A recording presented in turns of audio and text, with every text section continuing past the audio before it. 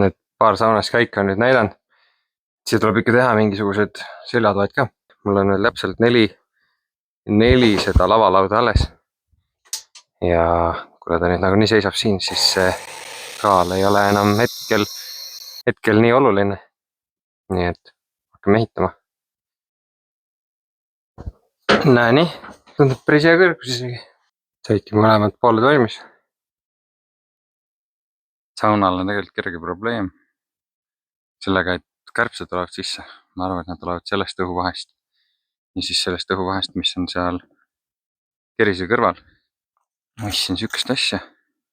Kõik lambrid asjad on lausa kaasas, aga lõikan ta parajaks ja panen sinna selle resti taha. Ja siis vaatan, kuidagi peab sinna alla ronima nüüd. Ja sinna teisi kohta ka panema. Sain siia alla ka selle paika. Ma arvan, et see video kvaliteet on ka natuke muutunud hetkel viimaste klippidega.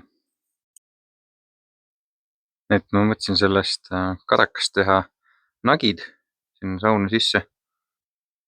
Et kui rätikut saab panna kuhugi, kui saunas oled. See kadaks ikka lõhnab räiega hästi.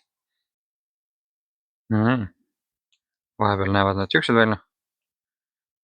Mul on Hiinast tellitud siuke plokk. Et siin saad nagu puurida nurga all.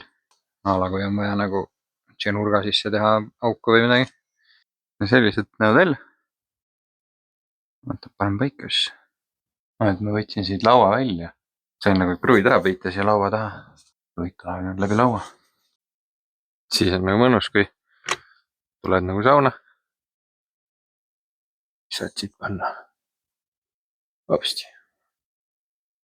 Tundub nagu täitsa viisakas.